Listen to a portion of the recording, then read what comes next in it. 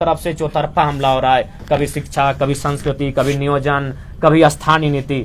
तो कहीं ना कहीं आज हम लोग जिस मुहाने में आके खड़े हैं, यहाँ से केवल और केवल इस राज्य में अंधकार होता हुआ दिख रहा है। तो इस अंधकार को दूर करने के लिए राज्य के तमाम युवाओं से, बुद्धिजीवी वर्ग से, तमाम लोगों से आग्रह होगी कि यह आंदोलन जो आज जनवरी महीने से आरंभ हुआ है, यह आंदोलन चाहे जितना लंबा समय लेता है लेने दीजिए, लेकिन लड़ाई निर्णायक होनी चाहिए। झारखंड में प्रथम अधिकार झारखंड वासियों का मिले, यह सुनिश्चित होना चाहिए। मैंने कभी संविधान से बाहर बात नहीं कही, ना मैंने कभी बाहरी भीतरी का बात कहा है। 10%, 15% जो अन्य राज्यों में प्रावधान है, उस प्रावधान से जो भी लोग आते हैं स्वीकार हैं, किंतु मूल अधिकार यहाँ के मूलवासी आदिवासी जो हैं उनको मिलना चाहिए, उनके लिए आरक्षित होनी चाहिए, उनकी भाषाओं का संरक्षण होना चाहिए। जब हमारे लोग बाहर में रहने के बाद हमारी भाषाओं को वहां संरक्षण नहीं है, तो फिर अन्य राज्यों के लोग जो यहाँ प्रवास के तौर पर हैं, यहाँ रोजगार करने के लिए आए हैं, यहाँ खटने कमाने के लिए आए हैं, उनकी भाषाओं को यहाँ संरक्षण नहीं मिलना चाहिए।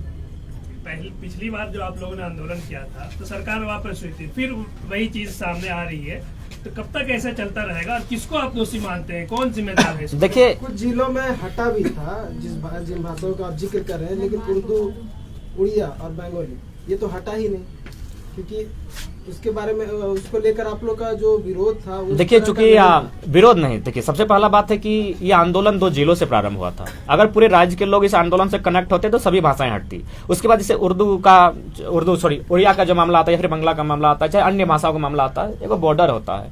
बॉर्डर की सीमा पर अगर अन्य राज्य भी हैं और इधर झारखंड उधर अगर बंगाल है, तो निश्चय ये सीमावर्ती जो 10 किलोमीटर 15 किलोमीटर दायरा आएगा, वहां के लोग इस राज्य की भाषा को बोलेंगे और इस राज्य के लोग उस राज्य की भाषा को बोलेंगे। तो उसके आधार पर स्थानीय भाषा तय नहीं होती है, उसकी आवा हवा बहती है। तो ठीक उसी प्रकार चूंकि धनबाद बोकारो से आगाज हुआ था, तो वहां पर माने मगही और भोजपुरी को लेकर विशेषकर लोग काफी उबाल में थे, क्योंकि वह क्षेत्र बंगाल से सटा हुआ है, वहां तो भोजपुरी और मगही का सवाल ही नहीं बनता है। तो इसलिए काफी जोरदार विरोध हुआ था, सरकार बैकफुट पर आई थी। लेकिन उसके बावजूद इतना बड़ा आंदोलन होने के बाद आज सबसे पहले धन्यवाद कि झारखंड की तमाम मीडियाओं का, क्योंकि अभी तक ये नेशनल न्यूज नहीं बन पाया, जबकि लोग लगातार 8 महीने से आंदोलन कर रहे हैं। इसलिए आपको बहुत बहुत धन्यवाद कि आपने आंदोलन के लिए इतनी भूमिका निभाई और आपके माध्यम से इस आंदोलन को गांव-गांव तक हम लोग ले जाने में सफल हुए हैं। तो निश्चय ही सरकार कहने का मतलब है, मैंने स्पष्ट कहा है कि सरकार बेशक राज्य के लोग चला रहे हैं, लेकिन उनके पीछे जो मुखौटा बनकर खड़े हैं वो अन्य राज्यों के हैं। चाहे मैं खुलकर बात करता हूं, माननीय सुप्रियो भट्टाचार्य हो या श्रीमान पिंटू श्रीवास्तव हो, उनका आंदोलन से कोई वास्ता नहीं है, ना उन्होंने कभी जेल की यातना सहा है, ना कभी उनके बदन पर कोई लाठी चला है। तो वे लोग इस राज्य का मर्म को नहीं जानेंगे। यह राज्य वे लोग जानते हैं जिन्होंने अपने परिवार का, अपने सुख अमन चैन का कुर्बानी दिया है, उसके बाद राज्य मिला है। तो वे लोग बेहतर जानते हैं कि राज्य की क्या स्थिति होनी चाहिए। अच्छा, राज्य में जो चल रहा है, परिस्थिति है, उसको लेकर क्या कहेंगे? देखिए, राज्य की परिस्थिति निश्चय ही बहुत विकट परिस्थिति है। खासकर मैं कोयलांचल के क्षेत्र से आता हूँ। वहाँ हाल ही 4 दिन पहले एक रात को हम लोग क्रॉस कर रहे थे, देखे मैंने प्रशासन के सहयोग से 10 अवैध कोयला की गाड़ी को मैंने पार किया गया जीटी रोड में। तो चारों तरफ से लूट मची है और इस पर सरकार की कहीं ना कहीं हिस्सेदारी बन रही है, और सरकार की हिस्सेदारी के कारण स्थानीय प्रशासन भी मौन है और चुपचाप धड़ल्ले से लगातार इस राज्य को लूटने में सब तमाशा देख रहे हैं। इसीलिए राज्य के युवाओं को संदेश यही होगा कि राज्य आपका है, यह राज्य का निर्माण आपके लिए हुआ है, आप किस प्रकार इस राज्य के भविष्य का निर्धारण करते हैं ये आपको तय करना होगा। नहीं, वो बात नहीं है। जो सरकार उथल पुथल को लेकर जो बात चल रहा है, अपनी राजनीति के हालात पे ध्यान दे रही है, मेरा सवाल ये है। वो सवाल वो है, देखिए, सरकार यदि उथल पुथल में है तो भाई स्पष्ट है ये सरकार उसके लिए दोषी है। सरकार उथल पुथल क्यों है, इसके लिए सरकार दोषी है। सरकार के नीति नियमावली दोषी हैं। तो सरकार को अपने विषयों पर काम करना चाहिए। राज्य की 3.25 करोड़ जनता को उन्होंने विश्वास के साथ चुनकर आने का काम किया था। उन्हें उनके हित के लिए, उनके रक्षार्थ हेतु नियम बनाने चाहिए थे, लेकिन ये नियम बनाती है 10वां 12वां पास करने वाले मजाक का विषय बन के रह जाता है। हमने भी मामा घर से मैट्रिक पास किया है, तो क्या मेरे मामा घर वाले लोग मुझे वहां जमीन प्रदान करेंगे? कतई नहीं करेंगे। तो फिर 10th और 12th वाले यहाँ से कैसे झारखंडियत की मान्यता को प्राप्त करेंगे? तो सरकार कहीं ना कहीं नीति नियम, अटपटा नीति नियम बना रही है, जिसका इस राज्य के विधि व्यवस्था से, इस राज्य की उन्नति से कोई सरोकार नहीं है। नहीं, जिस तरह से सरकार अपना बचाने के लिए कभी छत्तीसगढ़ जाती है तो कभी खूंटी जाती है, राज्य की जनता अहोपहो में है कि हो क्या रहा है। राजनीतिक संकट को लेकर जो चीज चल रही है उस पर आपसे टिप्पणी चाह रहे हैं? देखिए, राजनीतिक संकट तो निश्चय ही चल रही है। एक सरकार बचाने में है, दूसरा पक्ष सरकार को गिराकर अपनी सरकार बनाने में है। और ऐसी परिस्थिति में देश को सबसे पहले आज सिर्फ राज्य की बात नहीं कीजिए, पूरे भारत देश में लोकतंत्र जो चयनित होकर जो विधायक संसद चुनकर जाते हैं, यह व्यवस्था कहीं ना कहीं मजाक बन रही है। जबकि हमारी अनुसूची 10 में दल बदल का कानून है, उस कानून को मजबूती करने की आज आवश्यकता है। आज संसद को सोचना चाहिए। वास्तविकता है कि आप जिस दल के साथ चुनकर जाते हैं, आपको उस दल में बरकरार रहना है। अगर आप उस दल को छोड़कर अन्य दल का विधायिका को ग्रहण करते हैं तो उसके पहले आपको इस्तीफा देना होगा, फिर आप अन्य दल से जाके चुनाव लड़ सकते हैं। लेकिन ये व्यवस्थाएं मजबूत ना होने के कारण आज वास्तव में लोकतंत्र का पतन होता हुआ दिख रहा है, राज्य में ही नहीं, भारत देश में। तो लोकतंत्र के पतन को अगर फिर से उन्नत करना है तो आपको इन विषयों पर सोचना होगा और इन विषयों पर कानून बनाने होंगे। रहा सवाल राज्य का, राज्य निश्चय ही आज एक टीम है जो चाहती है कि सरकार को बचा के रखें, एक टीम चाहती है सरकार को हटाकर सरकार बनाएं, लेकिन पिसने का काम लगातार जनता कर रही है और लगातार जनता शोषित हो रही है। नहीं तो 40% खनिज देने वाला राज्य आज हिंदुस्तान का बहुत सुंदर राज्य होता। अच्छा, कौशल विकास योजना कैसे देखते हैं आप? जिस तरह से लड़कियां रोते बिलखते काम कर रही है, तो कुछ को रेस्क्यू किया जा रहा है। देखिए, कौशल प्रमाण है आपके पास, 10 लड़कियां आई हैं 2 दिन पहले। कौशल विकास योजना जब अखबारों के पन्ने से या फिर सामने कोई बात करता है तो बड़ा अच्छा लगता है, लेकिन जब वो धरातल पर जाता है तो उसके बहुत दुष्परिणाम सामने आते हैं।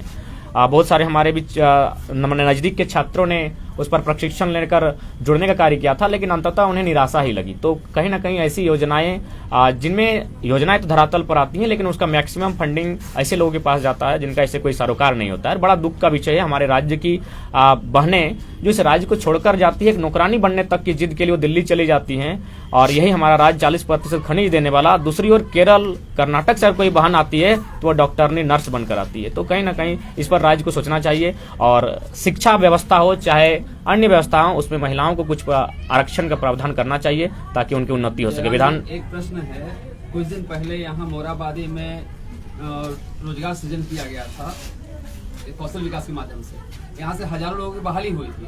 अब एक तरफ बहाली करते हैं सरकार, दूसरी तरफ से रेस्क्यू कर वापस लाया जाता है। ऐसा क्यों हो रहा है? 8,000 बोल के भेजा जा रहा है, 5,000 3,000 सैलरी मिल रहा है और बंधक बना के रखा जा रहा है, गेट बंद कर उनको बाहर नहीं निकलने दिया जा रहा है। एक तरफ सरकार क्षेत्रों से लड़कियां आ रही हैं। जी हाँ, इसका ताजा उदाहरण हमारे तोपचांची प्रखंड से ही। हमारी शौजाती एक वो लड़की है, उसको इसी तरह योजना के माध्यम से दिल्ली ले जाया गया और फाइनली उसको वहाँ बंधकी बना गया, और उसका इस प्रकार से ब्रेन वॉश हुआ कि फाइनली वो लड़की, पता नहीं उसका रेस्क्यू भी हो पाया कि नहीं। तो कहीं ना कहीं ये योजनाएं आम व्यक्ति, जो आम छात्र हैं, जो बेरोजगारी से हतोत्साहित हैं, वह सिचुएशन देखते हैं कि मरता क्या नहीं करता। वो 5,000 की नौकरी को 3,000 तक में समझौता कर लेता है, लेकिन फाइनली वहां भी उसका शोषण किया जाता है। तो ऐसे में आज देश को, राज्य को सोचना चाहिए, और विशेषकर किसी भी देश और राज्य की उन्नति आर्थिक उन्नति से होती है। तो आर्थिक उन्नति कैसे हो, रोजगार सृजन कैसे हो, इस पर एक बहुत बड़ा विषय है, बहुत गंभीर विषय है। इस पर राज्य के साथ देश को भी सोचना चाहिए।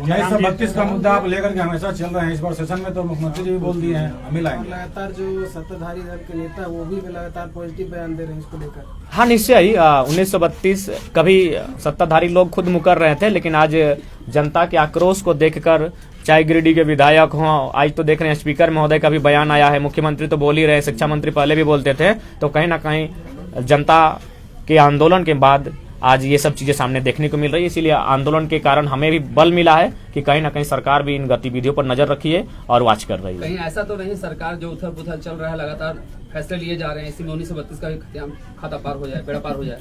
देखिए, कहावत तो है कि मैंने हाथी के दांत दिखाने के अलग होते हैं, खाने के अलग होते हैं। ठीक उसी प्रकार हेमंत सोरेन की अभी तक कार्यशैली रही है, लेकिन अब देखने वाली बात होगी, 14 तारीख का समय है, शायद कल ही है। अब कल देखा जाता है कि 1932 को लेकर विधानसभा के भीतर से क्या आवाज होती है, और नहीं तो फिर 2024 में बहुत बड़ी आवाज होगी, और इतनी भयानक आवाज होगी कि राज्यवासियों को सुनाई देगी। जयराम जी, एक सवाल है, सीधा सवाल है कि बबुआ राज में जो बबुआ मुख्यमंत्री है, खड़े नहीं उतरे? बिल्कुल नहीं खड़े उतरे दादा, एकदम नहीं खड़े उतरे। आज केवल एक आदिवासियत सेंटिमेंट के साथ सरकार चलाई जा रही है। अगर आप, चलिए, आप पहला शब्द आदिवासी का ही जिक्र करते हैं, अगर आप आदिवासी का ही भला चाहते थे तो जैसे दुमका सीट खाली हुआ, वहां बसंत सोरेन को नहीं, किसी बुद्धि सोरेन को टिकट देना चाहिए था। पूरी तरह परिवाद किए हैं। इसके बाद कल ही हम गुमला गए थे, वहां एक सूचना मिली कि कोई एक आदिवासी हैं जिनका शायद एसडीओ में ज्वाइनिंग होने वाला था, लेकिन नाम नहीं लेते हैं, एक जेएमएम के बहुत कदावर नेता हैं, बहुत मान्य है। उन्होंने कहा, क्या तुम एसडीओ बन के करोगे? हम लोग तो राज्य बनाएंगे, तब तुम एसडीओ को ऑर्डर देना। आज वो इंसान कैंसर से जूझ रहा है, और इधर एक परिवार के लोग लगातार इस राज्य को चला रहे हैं और फाइनली ऐसा लगता है इस राज्य को पूरी तरह से लूटने के बाद ये इस राज्य को छोड़कर अन्य राज्यों में बस बसाव कर लेंगे। तो जयराम जी थोड़ा सा विलम्ब से आए थे, ये 9 भाषा जो शामिल किया गया है उसी को लेकर आप ये बात रख रहे हैं। तो ये तो कल गए थे TRI में आपके लोग, लेकिन मुख्यमंत्री हेमंत सोरेन तो खुद से ट्विटर पर लगाए हैं उसे। इसका मतलब सरकार तो स्वीकार ली, चूंकि जगन्नाथ महतो जब बोकारो से धनबाद से हटा था तो उस समय तो बोले थे कि आंदोलन करने वालों के चलते नहीं हटा, सरकार खुद हटाई।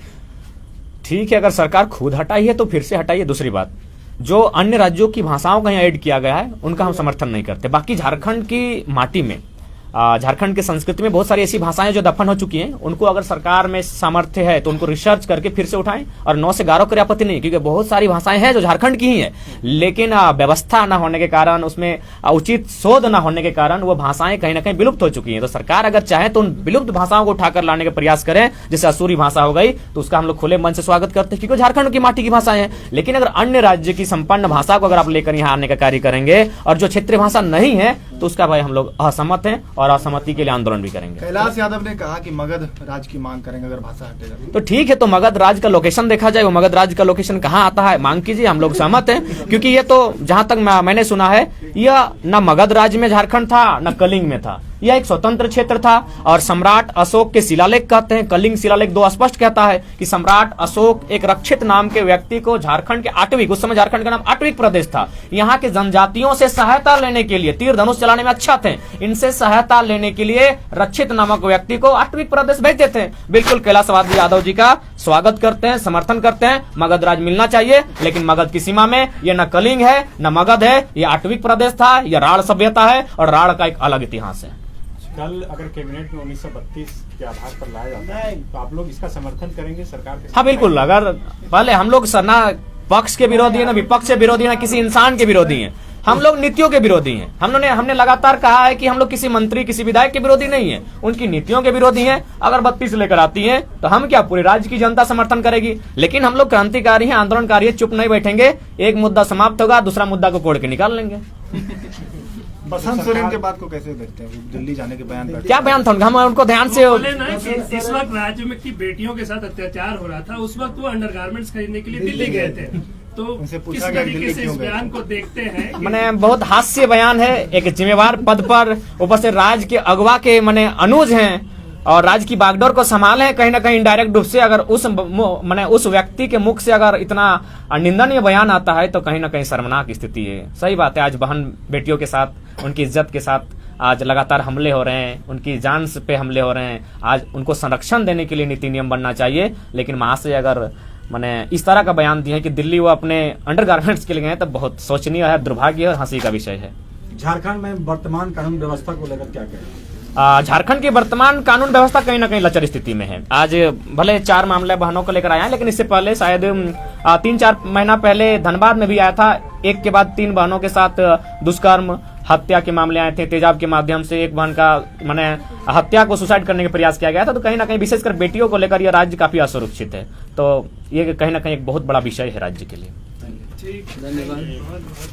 एक आखिरी सवाल, जगन्नाथ महतो पिछले दिनों बोले थे कि हम लोग ला रहे हैं 1932 और ये लोग जितना दुकान चला रहा है 1932 के नाम पर सबका बंद कर देंगे। नहीं, उनको बोलिए कि जो लोग राजनीति कर रहे हैं उनका दुकान बंद होगा। हम लोग क्रांतिकारी हैं, हम लोग खनन नीति पे बात करेंगे, हम लोग उद्योग नीति की बात करेंगे, हम लोग माननीय हाईकोर्ट का जो आदेश है कंपनियों को और विधायिका को कि उन जमीनों को आप खाली कर दे जिसमें अपने कंपनी के नाम से लिया है, किंतु वहाँ कोई कार्य नहीं हो रहा है, वहाँ कोई उत्पादन नहीं हो रहा है, तो हम लोग उस पर बात करेंगे। हम लोग उस पर हल चलाने का बात करेंगे जहाँ बड़ी बड़ी कंपनियां हैं। हम लोग विस्थापन नीति की बात करेंगे, हम लोग पुनर्वास नीति की बात करेंगे। कहिए जब मंत्री जी को कि थोड़ा सा अपने पॉइंट ऑफ व्यू को थोड़ा आगे बढ़ाएं कि हम लोग एक मुद्दा समाप्त होगा, दूसरे मुद्दे पर बात करेंगे। आप लोग नियम बनाते रहें, हम लोग कोड़ते रहेंगे, खोदते रहेंगे और आपको बताते रहेंगे करना क्या है। धन्यवाद।